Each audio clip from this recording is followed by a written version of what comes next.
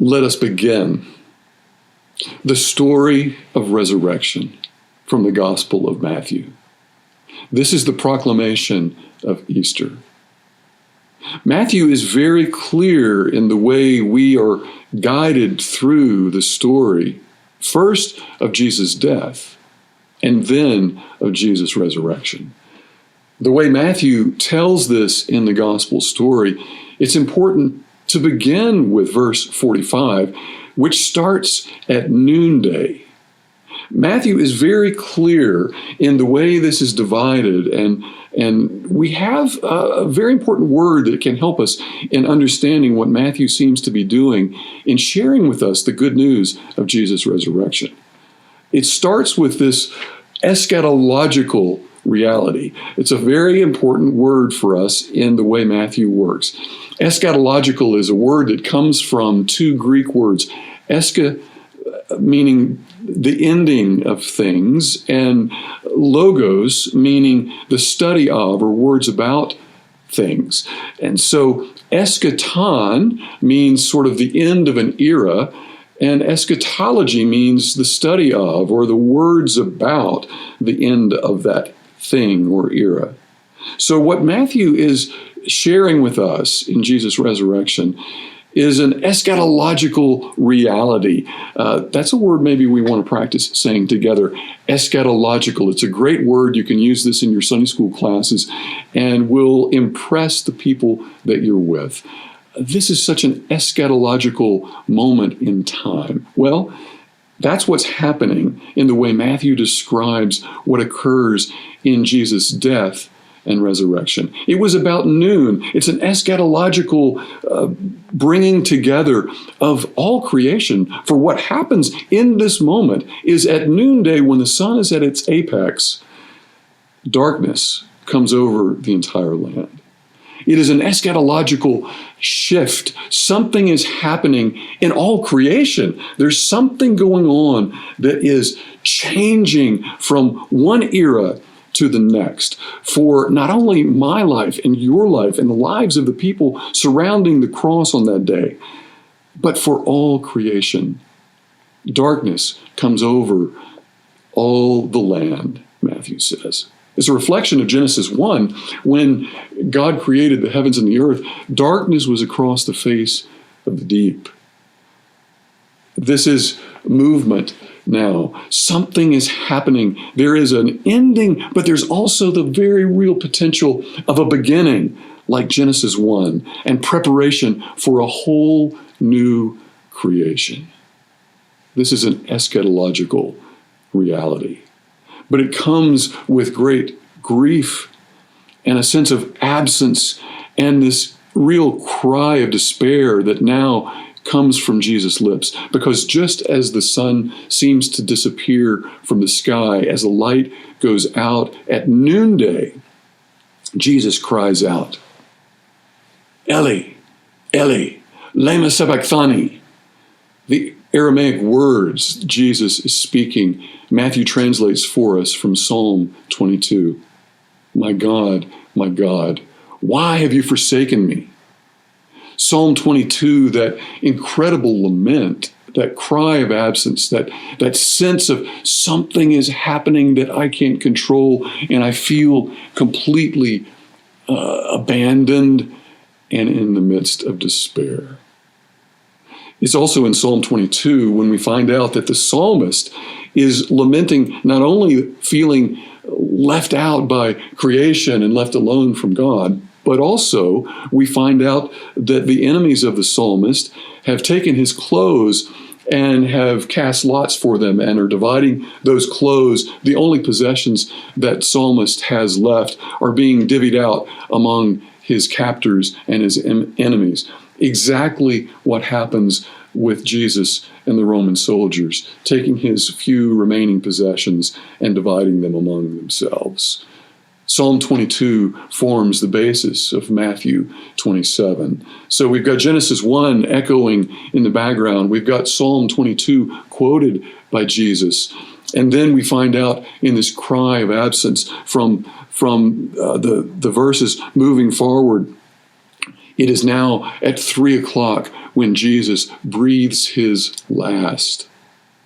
And we discover in this moment now, Genesis 1, sure enough, is reflected again and echoed, for it was the Spirit of God, the Ruach of God, the wind, the breath of God that blew across the face of the waters in the midst of the darkness.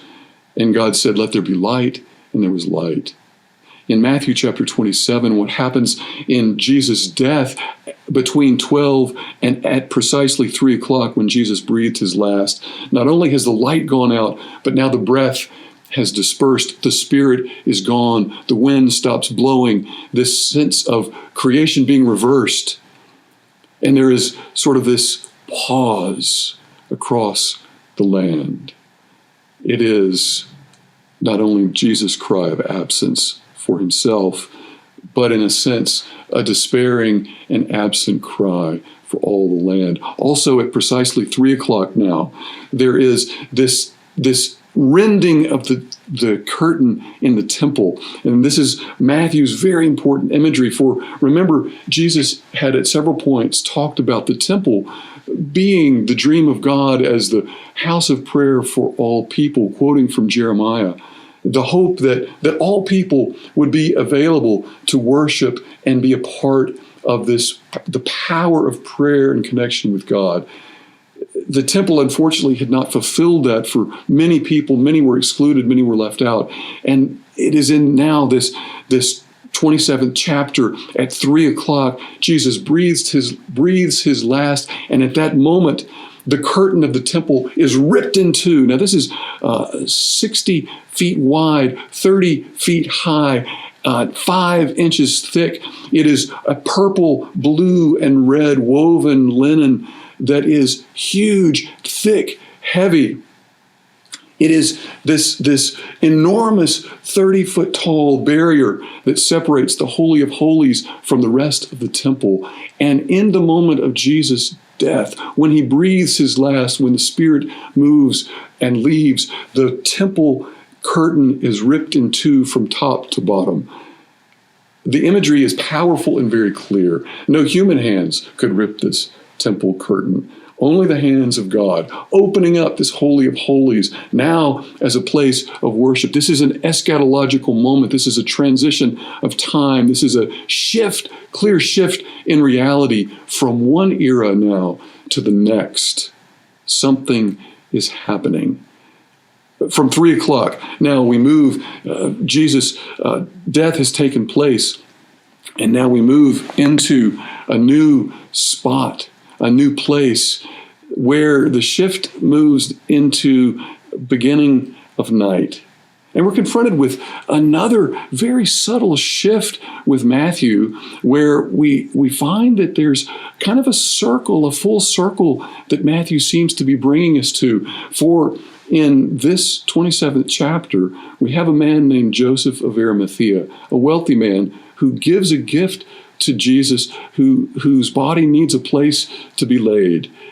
Joseph of Arimathea has gone and asked for his body to be taken from the cross and placed in this wealthy man's tomb, Joseph of Arimathea. There's a parallelism here in a way, also kind of an eschatological shift, moving us back to the 2nd chapter of Matthew. For remember, there were some wealthy men, we know them as magi, who had been secret disciples of Jesus from a faraway place. The Gospel of John tells us Joseph of Arimathea was also a secret disciple of Jesus. He was wealthy. He offers Jesus this gift of a tomb to be buried in. It had never been used before. Like the Magi in the 2nd chapter of Matthew, gifts are given. One of those gifts, interestingly, is myrrh. Myrrh is a spice that is used to balm dead bodies with. And there seems to be a circular, full circle now coming where Matthew seems to be moving us back to these wealthy magi giving Jesus a gift, a wealthy man giving Jesus a gift. There is also this interaction with Pilate that Joseph of Arimathea has, and some conspiring of soldiers that takes place in this 27th chapter. it is just after Jesus' death now where we see there is almost an allusion to birth and Christmas. There is the gift that Joseph offers, parallel to the gifts that the Magi provide. There is this movement now, this talk among the soldiers and Pilate, this conspiring, paralleling what Herod does with his soldiers. In the second chapter of Matthew, remember at the very beginning, in the birth story of Jesus, there is Herod conspiring, there are soldiers marching, there is fear emerging. And so it is in this story where Pilate and the soldiers get together and they conspire to make sure that nothing can happen to Jesus' body. And it's night. And it's as though now creation pauses. There's another eschatological reminder that something is about to happen. It's dark outside. It's mysterious and strange. And it's as though creation pauses. The Sabbath takes place. In those days, it was the Saturday Sabbath, and there's a breath and a renewal. And then the sun begins to rise on Sunday morning, the first day of the week. There's something now about creation that begins to be different. There had been not only the darkness and the absence of Jesus' breath, there also had been in Matthew's telling the movement of the earth, the shaking, the trembling, creation again, this eschatological moment at Jesus' death. Now that happens again. This time, though, in kind of a renewal moment, the earth begins to tremble and Jesus' tomb opens up, and it opens up with the coming of the sun, the dawning of a new day, the beginning of a new time, the emerging of a new era. And it is now women, several of whom had been at Jesus' cross at his death, now are at his tomb, and something amazing begins to happen. With the coming of the sun, with the shaking of the earth, with the renewal of creation, they discover something. It's also feels like a reconnecting to the birth of Jesus in the second chapter of Matthew. It feels like, in a way, a gift being given to the world that is indescribable, and the sun is up, and the tomb is empty, and something new begins to dawn for you and for me. When the sun rose on that first Easter morning, Mary Magdalene and the other Mary went to the tomb. There was an earthquake, and an angel that shone like lightning and had clothes of dazzling white descended and sat on the very stone that had moments before barred anyone from exiting or entering the tomb where Jesus had been laid. When the Marys realized the truth of what happened, they left to go tell the disciples quickly. And the Bible tells us that they left filled with both fear and great joy. Both fear and great joy. Joy for Mary and Mary. Joy for the disciples who had walked beside him.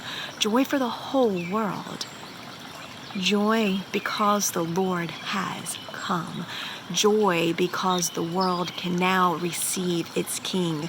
Joy because every heart can prepare him room. Because heaven and nature all sing. Joy to the world, the Savior reigns. Let all people their songs employ, while fields and floods, rocks, hills, and plains repeat the sounding joy. Repeat the sounding joy. Repeat the sounding